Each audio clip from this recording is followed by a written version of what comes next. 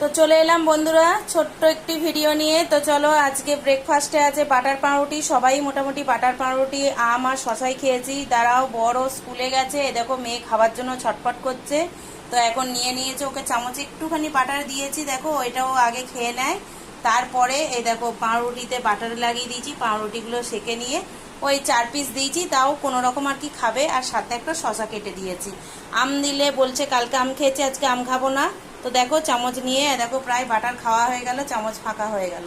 তো বাটার আজকে অল্পই ছিল। বরকেও স্কুলে বাটার পাউরুটি আর শশা আর আম দিয়েছি, আমিও তাই খেয়েছি। আর মেয়েকেও এটা দিলাম। মেয়ে এখন গান করে উঠলো।